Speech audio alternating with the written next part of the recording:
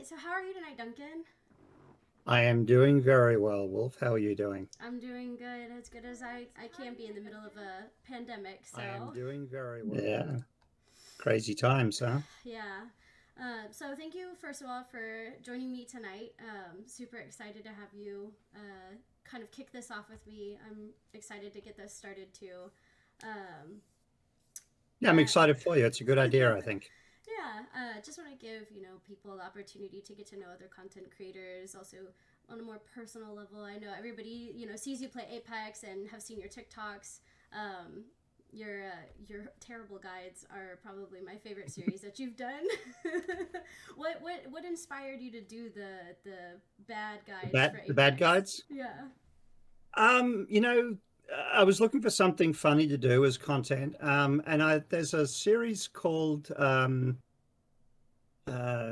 actually what was it? It's the series the guy does on animals, where he does this little documentary about animals doing things, and it's all dubbed over as if it's a documentary or a Right. nature show, but it's all uh, really bad things they're doing kind of stuff. And so I kind of liked the way he did it, Right. and I Right. thought that would be fun to do that about the legends. And then just this general idea of like everyone's giving advice to people on how to play the legends. Well, what Mm-hmm. if all the advice I gave was It was bad. really bad advice, you know?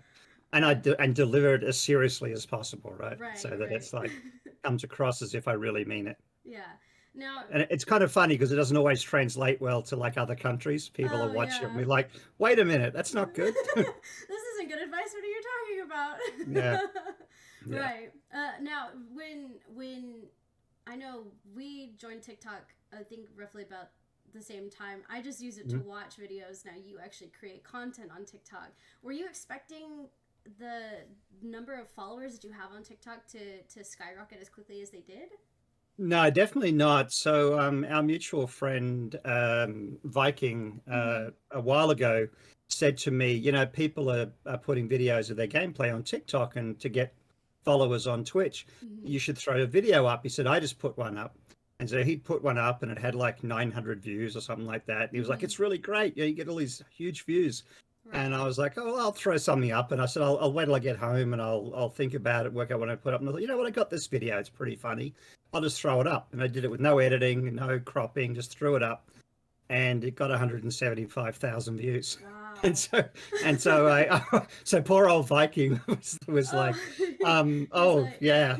I um, gave you this advice. What the hell?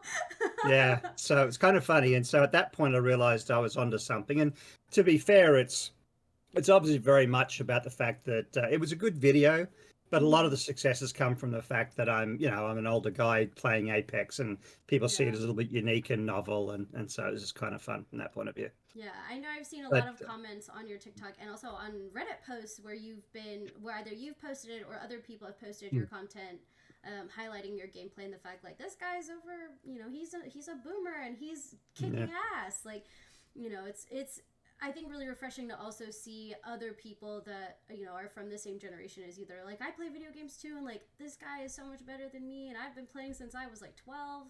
On yeah, I don't even know what was out back then on the joystick.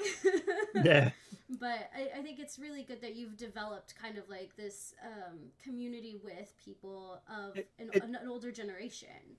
Yeah, no, it's very cool. I mean, what's great is the gamut of ages, right? I mean, I've got a lot of kids who come into my channel, and obviously through TikTok, it's a lot of Mm-hmm. young guys who sort of look up to me as somebody who's a bit older, who they can somewhat respect a little bit and ask questions. But definitely the older guys that come in, the sort of 40 to 50-year-olds, and even the 30-year-olds who are like, I thought my gaming was over, that, I'd have to stop gaming Yeah. when I got to 30, and you kind of inspire me to realize that I can keep gaming all my life, and that it's okay to do that, right? Yeah. And so, which I think it is, right? I don't see any reason why anyone shouldn't be gaming for their whole life. I mean, it's a good way to pass the time, and it's good for you, right? I mean, Yeah. keeps your brain active, it keeps you working. So yeah, this is Yeah. good. But you Um. mentioned Reddit was actually where I blew Mm-hmm. up first. Yeah. So the big post there that went like 32,000 upvotes or something. That was Mm-hmm. what really started most of the growth for me. It was Right. that Reddit post. Yeah, and I think from that Reddit post even stemmed a couple of articles. I don't know if in other countries or at least online Yeah, articles. yeah, no, there ended up being about a dozen or more. There was one written by Mm-hmm. Dexerto.com. That was the main one, and then a lot of people picked up on that. They did an amazing job too because they didn't really contact me. They just went through the Reddit post Uh huh. and read all of my All of your answers to comments. people's Yeah. questions. So people had asked questions and I answered them all, and they Mm-hmm. just built a whole article out of all of my responses to it. And they did a really good job. It was a nice article. And what was cool was at least five or six others then picked that up and did their own, but they didn't just repost it. They actually did their own take on it for a lot of them. And then I had one in France, one in South America, German Wow. one. There was at least five or six that were in foreign languages as well. Oh wow, that's Yeah, incredible. Yeah, yeah, it I was know I pretty only well. saw the one in English, obviously, and I Yeah. was so excited because I was like, oh my gosh, I play Apex with this guy. He's a really good friend of mine. He's an awesome guy, and I was so excited to like share it with my friends and be like, you guys should read this article. If you have TikTok, follow him on TikTok. If you watch Twitch streams, catch him on Twitch and everything. I even showed my dad because I was like, hey, this is one of the friends that I play with. He's like, wait a second, he's a boomer? He's my age. And I was like, yeah. And I was like, you play, my Yeah. dad, I grew up playing video games with my dad. He actually got me into video Oh, cool. games. I have a bunch of memories of us playing Doom together, and I know Doom is a Hmm. is a single person game. And so he would call me his eagle eyes, and so because he's like, oh, I'm getting old and I can't see, and so I ended up Yeah. like sitting there and like, there's a monster over there. Don't forget that health pack. Like, there's ammo right there, and you're low. And he was like, oh, thank you. I just have those memories. So like knowing, Yeah. you know, encouraging and fostering like fathers to play with their kids, No, it's even awesome. yeah, even communities, to have older generations join in and encourage them to play video games even with people that are younger than them. Like, I love seeing that, and I love that kind of like environment and that feeling that you've created. And I know, I think you have occasional streams where you play video games with your son. Is that correct? I do, yeah, absolutely. I have two boys, and Mm-hmm. it's usually the youngest one who really wants to stream with me. He wants to make YouTube videos when he gets older, and Mm-hmm. he's very much into that, creating content and that sort of thing. So, yeah, so we'll play a few games, and the other one, the older one, will join in sometimes. He was on Mm-hmm. the stream last weekend when we Yep. played Minecraft. Yeah. But yeah, I have memories of my oldest son sitting on my lap when he was 2 years old, Oh. playing Minecraft with me, like me helping him, but him moving around and Mm-hmm. moving the mouse and stuff. So it was pretty awesome. Right. That's adorable. So you have two sons. Are they getting into the age, or have they already gotten like super interested in video games? Do they seem to have like a type of video game that they prefer? Oh no, they both started playing Minecraft by themselves when they were three, Okay. and have played video, and they both have gaming PCs. Mm-hmm. They get the hand-me-downs from me and their mother, who is also a gamer. So Okay. this is a gaming household, Ah. and so they've been playing games the whole time. But Minecraft is still popular, and Roblox and stuff like Mm-hmm. that. But they also love a lot of the games like Scrap Mechanic, and my Mm-hmm. oldest son's very much into space, so all of the space building games, yeah, and space exploration games he Mm-hmm. loves. But really quite a wide variety. They both have Steam accounts, and they get Steam cards for their birthdays and Christmas, and so they usually have enough money to be able to buy, a few games here and there. And so they've both got quite a big collection now because they've been doing that for like 5 years on Mm-hmm. plus that they've been getting it regularly. Right. So yeah, lots of different games, but Okay. mostly sandbox games and exploration games and things that are creative, which I like. Right, the fact Mm-hmm. that they're having to think when they're playing these games. Yeah, being able to kind of like stimulate their mind. Now, you mentioned space games and Mm. space exploration games. Does he play Space Engineers? Yeah, yeah, Yep. yes. Yep, yep. Yep, that's a fun one. What was the first game that you remember playing as a child? Well, I mean, I played Pong, Yep. Big and Pong. the first arcade game, of course, was Mm-hmm. Space Invaders. But the first computer game that I played was on a PDP-11 mini computer that was owned by the town doctor, and I was in a town of 3,800 people in the middle of the Wow. Australian outback. So it was literally the only two computers in town were owned by the doctor, Mm-hmm. and we would go over there and play the precursor to Zork text adventure called Colossal Caves Adventure. Hmm. So it was a text-based adventure game. And Okay. then he also had a game called Super Star Trek that was also a text-based strategy game where you would, go around the universe, shooting at Klingons and stuff like that. But it was all turn-based video stuff. Mm-hmm. So that was my earliest memories. That's what really got me hooked on computers, was playing those games on there. Oh And wow. he was a very, very smart guy. Like, he used to Yeah. write his own operating systems and go and Wow. speak at conferences and stuff like that. He was way above my head. Honestly, he would try and I was the only person who had a clue about it, so he would try and teach me things, but Yeah. it would go straight. At that age, it still went over my head. Yeah, And when you're out the other, wait, what did you just say? yeah, Yeah, I get exactly. that. So, yeah, segueing away from that topic really quick. So, Hmm. obviously, we can hear your accent. Where in Australia specifically are you from? So I grew up in Queensland, Okay. and I was born in a town called Toowoomba, which is about 80,000 people. But very quickly we moved sort of further inland, and Hmm. about the age of 10, I lived in a town called Charleville, which is like I said, about 3,800 people in the Australian outback. It's about 500 miles inland from Brisbane, and so yeah, I grew up there, and left home when I was about 19 or so, and went Hmm. to live in the city. And then eventually moved to Sydney, where I lived for 14 years before I came to the US. Wow. Okay. So, Yeah. what age were you when you moved to the U.S.? That 30, well, it was almost 20 years ago, so about 36. Okay. Wow. About 36. So you lived in Australia for roughly 35, 36 years. Yeah, yeah, yeah. My adult life, my early Hmm. adult life was in Australia, and I moved over here to marry my wife, Oh. who was also a video gamer, and we met playing EverQuest. Aw. Um, yep. And so came over, did that, and we got married in 2003. So yeah. Wow. Okay. So you guys are coming up on your 20-year Getting, anniversary? getting, getting close. Yeah, we got Yeah. about 2 or 3. Well, it's 18 years in. So 18. Yeah. Wow. That's yeah, incredible. Well, congratulations on that. thank So you. she's also a gamer, and you mentioned EverQuest. Are there other games that she plays? Do you guys still play games together? Yeah, a little bit, not as much. Apex kind of dragged me away from the Mm, MMORPG yeah. side. So we've played almost every MMORPG out there together. Hmm. All the way through Dark Age of Camelot to World of Warcraft. And then the last game we played together regularly was Elder Scrolls Online, which she is still playing, not as actively. Hmm. But she still, runs auctions for her guild on Fridays and stuff like that. She Hmm. just goes in and does her sort of daily crafting and stuff. But she's been playing a little bit more of some of the survival games with Okay. other friends online. So games like Valheim Okay. and stuff like that. Yeah. Hmm. So we played H1Z1 together, and we played 7 Days to Die, which we both loved. Played Yeah. that quite a bit. Those We are played both really Minecraft fun. Minecraft together for about Hmm. a year. Oh wow. Yeah. Okay. Yeah. Yeah. Did you guys have a That was dedicated server, or just did creative mode or survival? Yeah, we ran a server on my machine, and we played, like, we ran my it on my computer. Okay. So Okay. but we played in a survival world together, and we Hmm. built a huge castle and all that kind of stuff, and Hmm. over time worked on that, and I think we ended up getting to the Ender Dragon, but we certainly were in the Nether and doing all that kind of stuff. But Right. yeah, Yeah. um, Well, so yeah. yeah, it's pretty cool.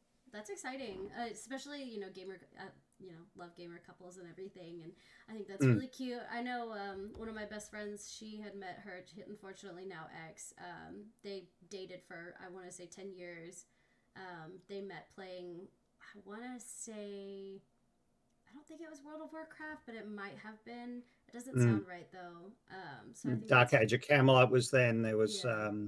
after that was oh yeah, there was a bunch. Yeah, There's so many. Aeon, and yeah, Yeah, and I think we played there's at least 20 of them. yeah, there's I think is Guild Wars, I think is Guild one. Wars was yeah, Guild Wars was Yeah, pretty big at the time. Yeah, right. Yeah. just after World of Warcraft. Hmm. So you play a lot of Apex, and I know that's where you and I met. As we met through Right, Apex. I think we met through was it Cannibal? I think I met Cannibal first. Either probably. Cannibal or Mm. Shoe. Love those Yeah, that guys. wasn't Shu. It would have been Cannibal. Yeah, Yeah, I think it was yeah, Cannibal first because I met Fatal and Shoe through Cannibal, and I think I had yeah.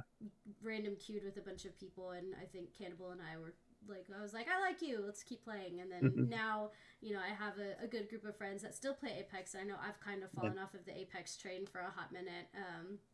now that I've been playing a lot of Hunt Showdown. So I still see you playing and streaming a lot of Apex and posting a lot of Right. Apex content. Is there any games that you're looking to maybe branch out to, or do you think you're gonna stick with Apex? Yeah, I mean, look, I still love Apex. A Mm-hmm. lot of people get burned out on it, but I feel like I'm always improving. So Mm-hmm. as long as I'm always improving, it feels fresh to me. Mm-hmm. I think of Apex like a sport that I would really love. Like Yeah. when I used to play cricket or table tennis or something like that. It's like you never really get bored of it because every time you play, it's different. And so I enjoy that side of it. But I've been playing The Witcher 3 recently, Okay. which I didn't play when it first came out, and Mm-hmm. I just wanted to try something different, and absolutely loving that. Yeah. Um, and there's like New World will be out soon. I bought the pre-order for that. Mm-hmm. So I'll probably play a bit of that. I'm not sure if my wife's going to play it or not. I think she may play with some of her friends, so we may end up playing it a bit together. And I'm actually really excited, still at least a year away, for Ashes of Creation, Mm-hmm. which is another MMORPG, but a really dynamic world that I'm very excited about the possibilities of that. Mm-hmm. Yeah. Yeah. On the topic of video games too, I know you just recently had a big stream where you made an announcement that you accepted a job with Net. Is it Network or Network? They're just pronouncing it network. Okay. It's like the German V sound, Mm-hmm. W. Yeah, Okay. but the VR is for virtual reality, right? So Oh, it's right, right. network with virtual reality in it. Yeah. Yep. Okay, that makes sense. Mm. So are you excited? You haven't started that role yet. You started soon, right? Not officially. Not officially. um, I have been in a lot of meetings already, Oh, and okay. trying to hit the ground running on that. Mm-hmm. My current job is, some of the things that have happened there has not required me to be invested during the day. So I'm fairly much done with my previous job. I'm just available if they need me for something. Mm-hmm. So I have been involved in getting some of the equipment. I just got a Vive headset that they bought for me. I'm waiting to get access to some of the source code repository so I can start having a look at things and Mm-hmm. get my head around. So I'm trying to get my head around a little bit. So when I do start next week, I'm sort of ready to go. Mm-hmm. But yes, there's a lot to do there. Yeah. Um, so I mean, I'll be the project director on that. So I'll be the sort of driving the project, from a both creative and a technical perspective. So Mm-hmm. Mm-hmm. it'll be pretty exciting.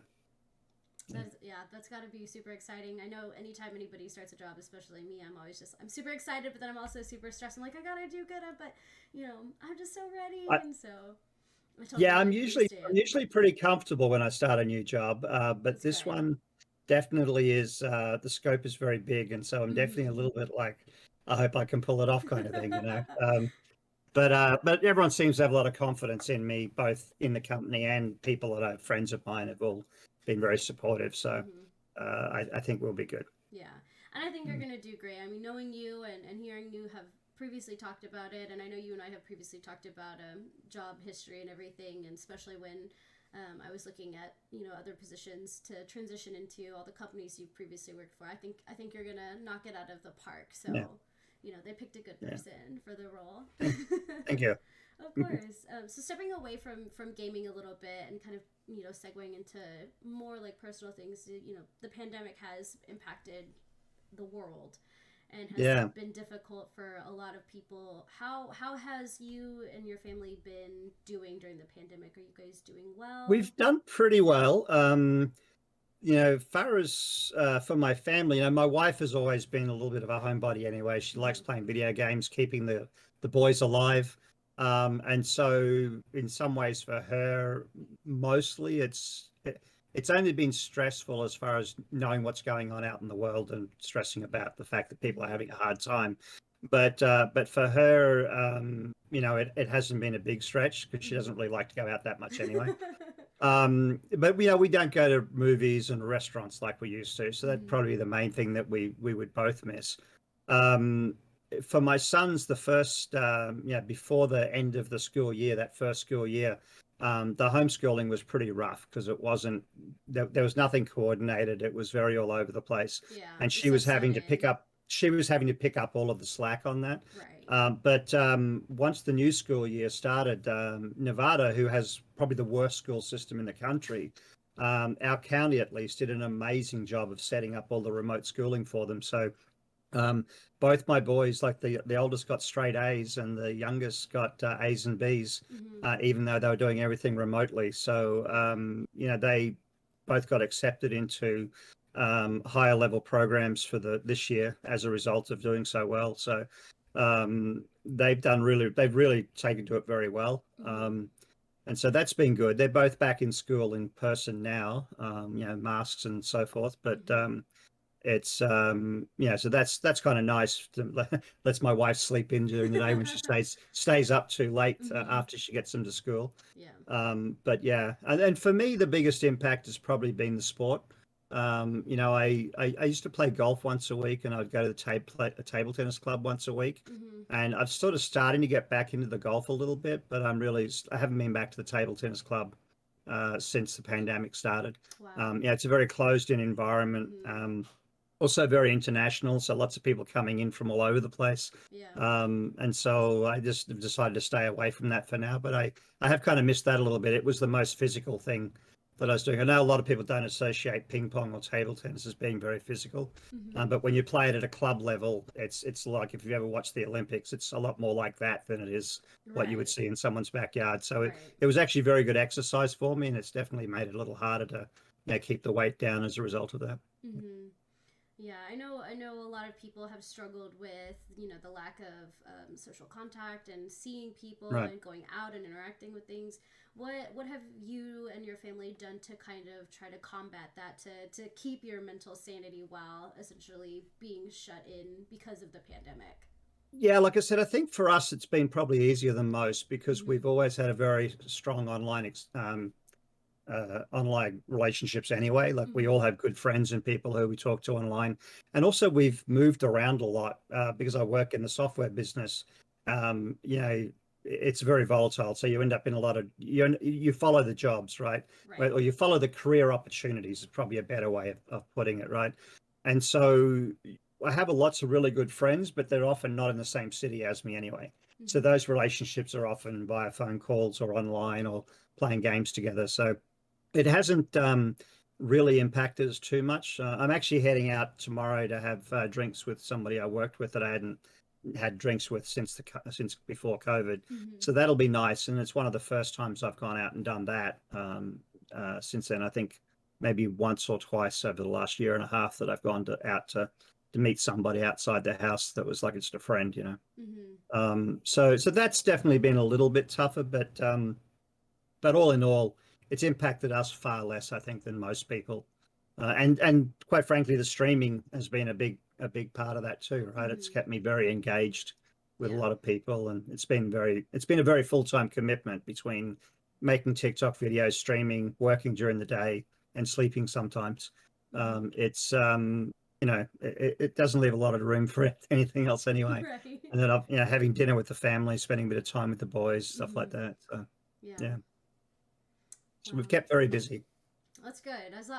I know there's a lot of people that I've talked to that have said, it's been so hard. Like, I reread all my books. I've done XYZ. I started all these arts and crafts projects, and just like I could never finish things because it was like I was, living. It was like Groundhog Day with, oh Yeah. gosh, what was, that actor? I don't remember. Yeah.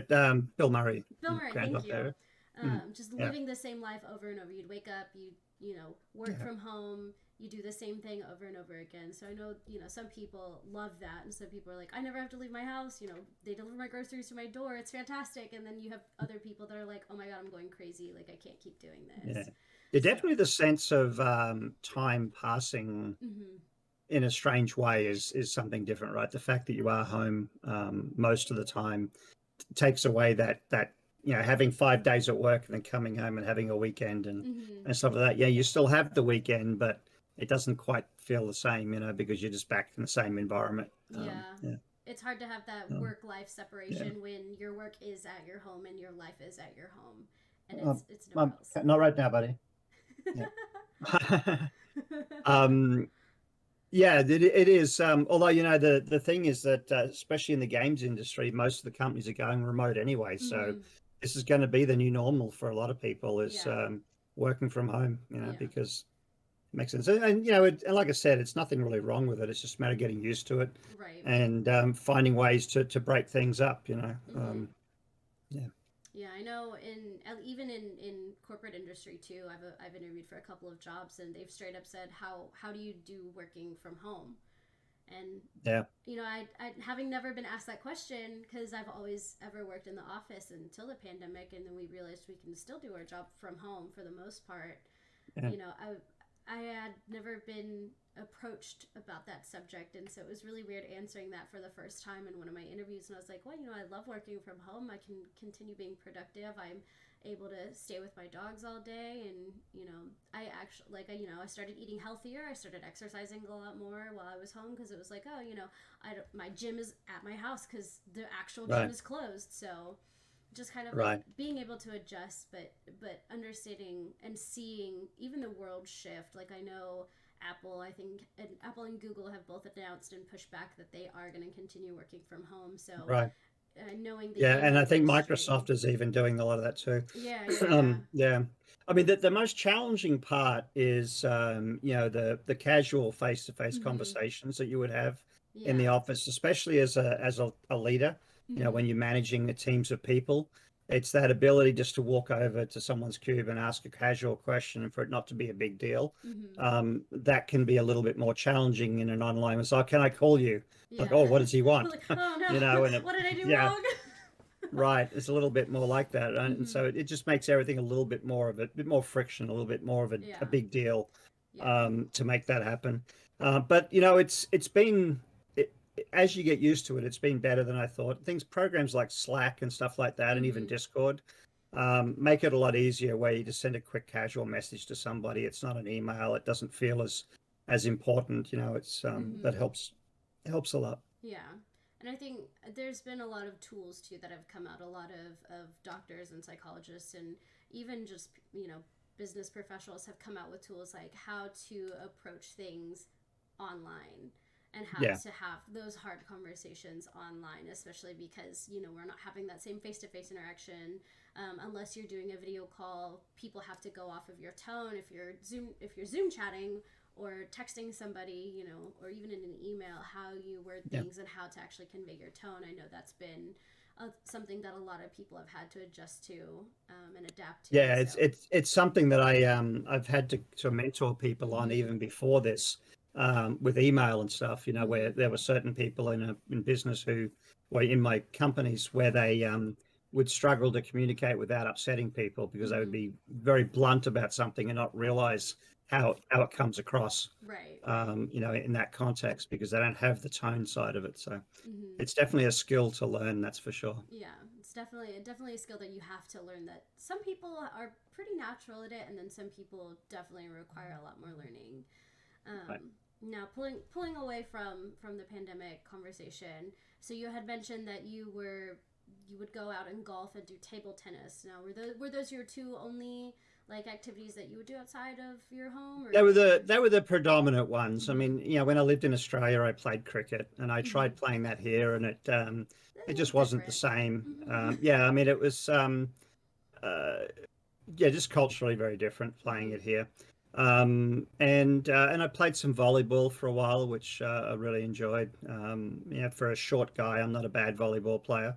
So I love sport. I've played sport all my life in one way or another.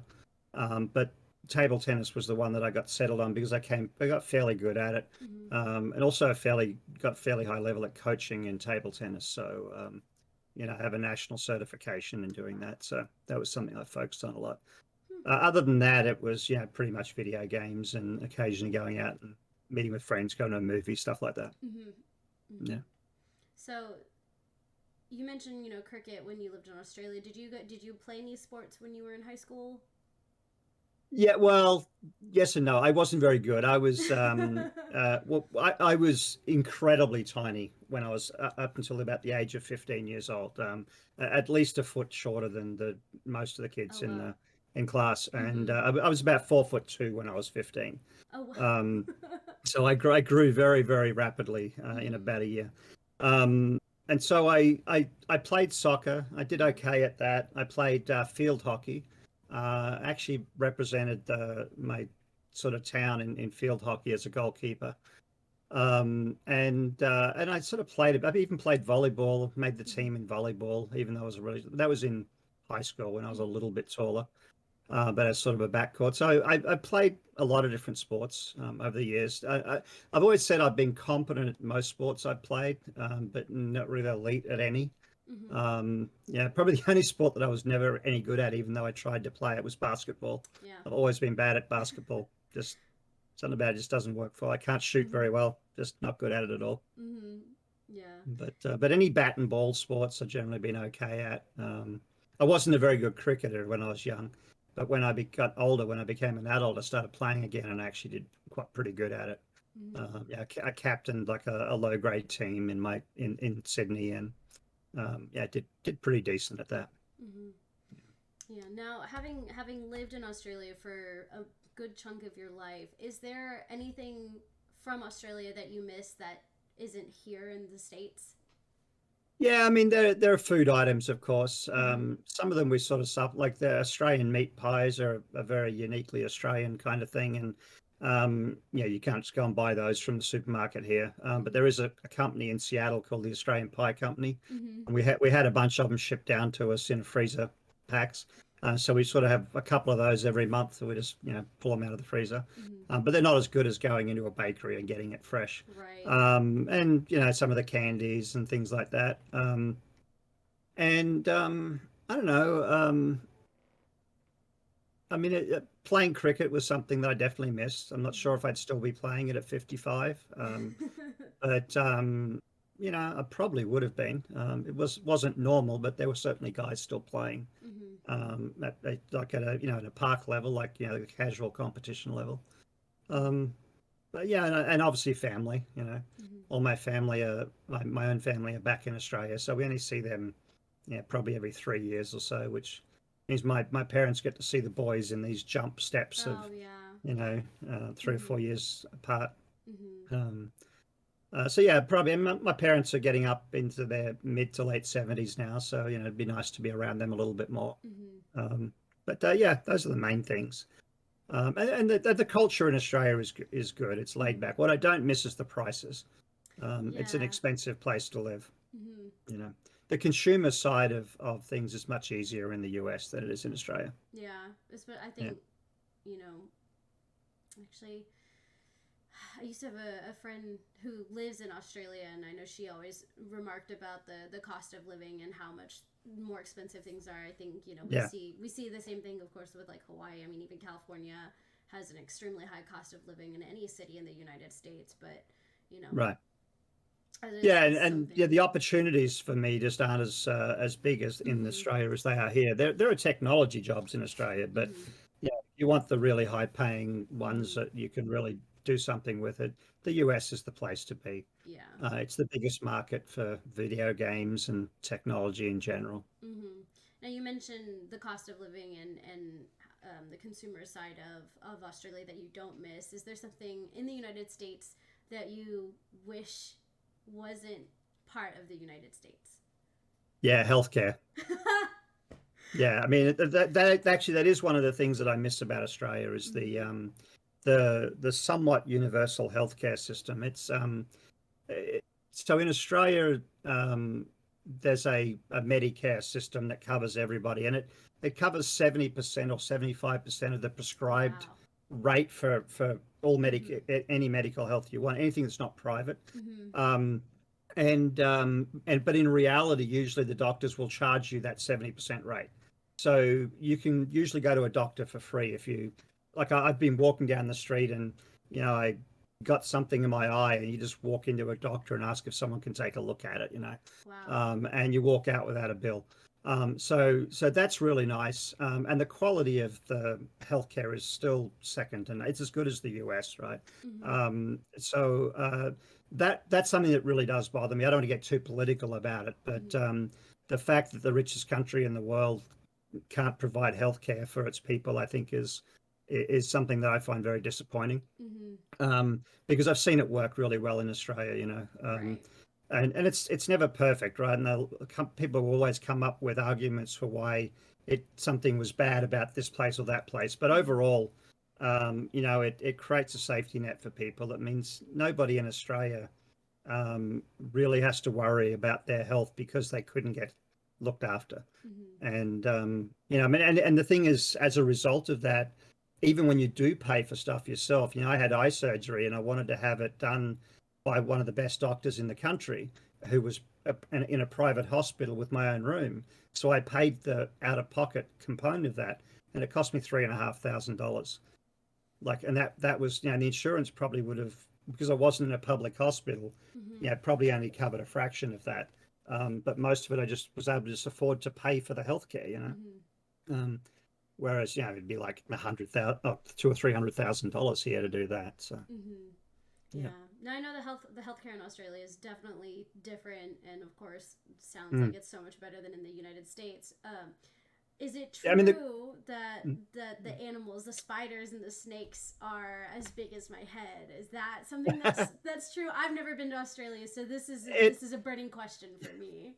so most of the things that people know about Australia are true to a point. Oh, okay. In that, yes, there are massive spiders. Uh huh. But things like huntsman spiders is like a tarantula, right? It's not going to bite you and kill you or anything. But there are dangerous spiders, like the Sydney funnel web is a deadly spider, but I've never seen one in Mm-hmm. my entire life. And there are snakes there that are very dangerous, but unless you're running around in bushes and not looking where you're going, you're not very Mm-hmm. likely to get bitten by one. So it's, yes, those things are there, and yes, you have to be respectful of them, Mm-hmm. but they're not in your everyday life, especially if you live in a city. Mm-hmm. If you live in the outback, then you've got to be aware of those things. And Right. if you're an American and you want to go to the Northern Territory, don't go near the water, because the crocodiles love the taste of Americans. Okay. So, Good to yeah, know. yeah, So, note to self: don't go to the northern part because there's crocodiles that want to eat me, and huntsman spiders are not as big of a not as deal as you as think. Yeah, yeah, exactly. but yeah, the saltwater crocodiles in Australia are absolutely enormous. I mean, I saw one recently. I think it was in Steve Irwin's zoo, actually, and the Mm-hmm. head on that thing would have to have been 3 or 4 feet across. Wow. That's just an enormous animals. Mm-hmm. Yeah. Yeah. Now, have you gotten the opportunity in your life to travel the world at all? Yeah, so having when I lived in Australia, I worked in a lot of I did work. We did contracts for a lot of European Mm-hmm. countries. So I've been to Dublin, London, Amsterdam, Hanover, and Hamburg. I've been to Finland, to Helsinki. Mm-hmm. I think that's probably all the places in Europe. I've and also here in the US, working for Aristocrat. I managed a team in Australia, the US, and in India. So I did go to Delhi as well.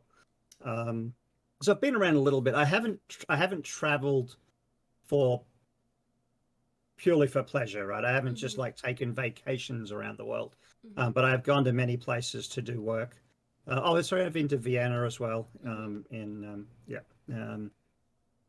So Now, if you wanted to and take it's been fun. Hmm. Yeah, if you wanted to take like a fun vacation and not have to work in while you're traveling, where is there somewhere that you want to go? Well, with as a family man, Mm-hmm. uh, I mean, I know my wife has always wanted to go to Rome, so that would be probably somewhere we'd like to go. And I've never Mm-hmm. been to Rome. So that would be pretty high on the list. Mm-hmm. Probably the thing that, even though in some ways it's terrifying, neither of us have ever been on a cruise either. So going on a cruise ship to somewhere cool, like the Alaska or the tropical islands, something like that, would probably be pretty cool. Not Mm-hmm. the best thing to do in a COVID environment, No. but that's an experience that Mm-hmm. we'd like to do. One of my favorite places to visit when I was younger was Amsterdam, and actually, it's still a beautiful city, even Mm-hmm. without all the stuff that you do when you're young. Mm-hmm. Um, but so that would be kind of fun to go back to again, to see Mm-hmm. how it's changed. Yeah. Yeah. Yeah. Yeah, I wonder, that I haven't gone back to a lot of the places that I've been to. I'm curious now to see how things have changed, especially well, I say post pandemic, but it's still an active pandemic, but I feel like we're past the harder part of the pandemic. I'm curious to Yeah, see, you know, how yeah. places have changed, and especially places that I've never been to. What's going to be my new first impression? Yeah. I will say that when I go to places, I do prefer to go to places where English is spoken as Mm-hmm. a first-ish language. Like Amsterdam, everyone speaks English, even though Mm-hmm. like it's almost like their first language. It can be pretty isolating when you go. Like to Vienna's beautiful, and I loved Mm-hmm. it. But you can only take it for so long because everyone's just talking a different language, and it just, yeah, eventually, like if you go into a restaurant, the servers all speak English, but everything else that's going on around you is not. And so Isn't, it's yeah. it's fun, it's novel, but it wears thin after a while. It does, yeah. I can Mm. imagine. You know, especially the only place that I've been to, and I sort of spoke the language, and people actually spoke pretty good English, but not everybody did. Was Tokyo. Mm. I was pleasantly surprised at the number of people that did speak enough English to either Yeah. help me or take my order or whatever, and I was thankful that my best friend was fluent in Japanese, and I had enough Japanese to get by if I needed directions or needed help with something. But it definitely did get difficult sometimes when, you know, you're standing there and you're trying to ask something and you're just like, I can't Yeah. remember what it is. And so just It's like definitely that one of the frustration. few places I haven't been to that I Mm-hmm. wanted to visit was Tokyo Yeah. or Japan in general. But Japan yeah, is beautiful. I yeah, definitely recommend it. have to look at it in a bit, buddy. No. Um, mhm. Oh, and But you don't need to be on camera with no shirt on. yeah, but I definitely recommend, you know, if you ever get the chance, especially when your boys are a little bit older too, I would take them to Japan. It's an incredible Yeah, country for sure. You yeah. know, definitely. I can't wait to go Mm. back. I keep telling my friend that lives in Tokyo, I'm like, as soon as the flights are open and your country's open, like I'm on the first flight out. I'll see you. I'll text you. I'm gonna be like, I'm on my way. He's like, my couch is ready. So, you Yeah, know, just that's one thing that I'm waiting for once the pandemic is open, is a lot of the places that I want to go to reopening their borders and things kind of just returning back to normal so I can travel again. And just like yeah. even cinemas, I know cinemas around here around where I live are still struggling and closed or have extremely limited capacity because of how close it is. So, Yeah, I think I'm going to go and try and see a movie tomorrow, actually, since I'm not working, but be able to do it early in the morning mm-hmm, yeah, before when everybody there's not wakes many up. people there. Yeah. Yeah. Not that there will be many people because everybody should be working anyways, but Right. Well, so when I say in the morning, I mean, yeah. probably around between your lunch or something like Mm-hmm, that. mm-hmm. Yeah. Yeah. Now, is there something that you're looking forward to in the future, whether it be on Twitch or on TikTok or even Apex coming out with new content? The the biggest thing that I'm waiting for is for TikTok to open up their live streaming to everybody. Mm-hmm. I've only done a few streams on there. For a little while, there was a loophole Mm-hmm. where I could run a program called Lula.tv, and Mm-hmm. that would then give me access to stream from my PC Okay. to TikTok live streaming, so I could Mm-hmm. actually stream gameplay. And I had one stream that went for 3 hours, and I had 10,000 viewers come through it. Wow. And I did a 1 hour stream. I had 3,000 viewers come through that stream. Mm-hmm. So I feel I really want to get that going again because I think that'll really create a lot more uh, presence around me as a live streamer, not just a video creator. Mm-hmm. And I know that when I was doing that, I would do it for like an hour or so, or half hour to an hour before my Twitch stream. Then Mm-hmm. I would tell people I'm going over to Twitch, and a lot of them would follow. Okay. Um, and so, yeah, definitely things have sort of downturned a little bit since I haven't been able to do that anymore. And basically, the API got broken on Mm-hmm. that workaround, or probably intentionally. Mm-hmm. And so now it's just a matter of waiting for TikTok to release it. I'm always looking forward to the next season of Apex. I always like it when new content comes in and things get to change. Mm-hmm. I'm very hopeful that they bring in some more game modes. There's talk of doing like a 20v20 deathmatch type thing Oh or wow. something Yeah. like that, which would be very cool. Mm-hmm. We'll see if it happens, but that sort of stuff is exciting. Mm-hmm. And then, as I mentioned, I'm definitely very much looking out for this Ashes of Creation game. Mm-hmm. Yeah, Mm-hmm. and then of course Network. Yeah. You know, That new venture, yeah, of course. yeah, yeah. Yeah. Now, on the Apex topic, I think they are whose heirloom is next. I believe it'll be Watson. Seems Watson, fairly likely it's Watson. Yeah, we just got Vandal, Ramparts. Ramparts, Ramparts Ramparts. this a couple of weeks ago. Yeah, Mm-hmm. which is actually much better than I thought it would be. Yeah, It pleasantly looked a little lame, surprised. Yeah. but it came out pretty good, and she's kind of got a quirky personality that goes along with Mm-hmm. the animation. So Right. yeah, Of and they've heirlooms that are out, which one's your favorite? probably Revenants Revenants. Scythe. The side. Yeah. The animations on it are incredible. Mm-hmm. It's just so vicious, and Very the fitting. way that he manipulates it and stuff, it's really, really good. The other one that I really like, it's somewhat simple, is Bangalore's knife. Mm-hmm. Is really slick. Her animations that are really good too. Mm-hmm. I like them all though. I mean, my least favorite one is Wraith, which is for many people is one they all want to have, but I just find it a little boring. Yeah. Yeah, Hmm. Interesting. yeah. Is there one that's not? I'm trying to think who all doesn't have one yet. Well, Is it's there still quite a one? few, right? But Mm-hmm. of the main one, like all of the initial characters have it now. Mm-hmm. And then we so we don't have it for Watson.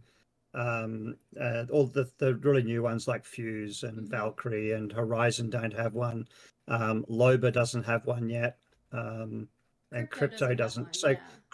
Crypto's probably the next one that a lot of people are wanting to have it for because he's Mm-hmm. been around for quite a while. Mm-hmm. But Watson was the one. She was the first religion released after launch, Right. and she didn't have one. So Mm-hmm. I think if she doesn't get one next season, there are going to be a lot of people who'll be pretty upset. Pretty. So Yeah. Yeah. I know yeah, Crypto's one that I'm looking forward to seeing. Even though I don't play crypto, but he is one of my favorite legends mm. because I think he's cute, but that's just me. And then I know Loba is another legend. Loba's I'm dying for. Yeah. I can't um, wait to see what they come I out would with on Loba. imagine it'll be some variation on her staff, but Mm-hmm. yeah, we'll have to see. Yeah. It's like she already has an heirloom; she just can't Right. use it to Yeah. hit people with it, you know. Yeah. Um, Like so it's her ultimate, but at the same time, I'm also kind of like I hope they do something with her staff because I think it is something that looks really cool, and I think it's a yeah, great piece for her. I think they just add some more animations to the Mm-hmm. staff. Would probably be the way to go. Yeah. Yeah, but Um, I'm curious to see what direction they do go for a couple of the legends that still don't have an heirloom. So, yeah. but all right, well, I think that's everything that I've got, and it's been such a pleasure talking to you. I Always fun appreciate talking you. to you, Wolf. Yeah, I absolutely appreciate you, being my first guest for, this piece that I'm trying to start up, and I'm super excited to see what direction it's going to go in. But thank you so much for taking the time to sit and talk with me and just kind of talk about yourself, your life, your games, and everything. And I really appreciate you, Duncan. Well, you're very welcome, Wolf, and I wish you luck with it. I hope it goes well. Thank you. I appreciate it. And if you have any questions, or if you ever want to do this again, maybe we can revisit and do a big group once I get a couple more people on. So, All right. but Well, have fun with it. We'll talk to you soon. thanks, Duncan. Bye.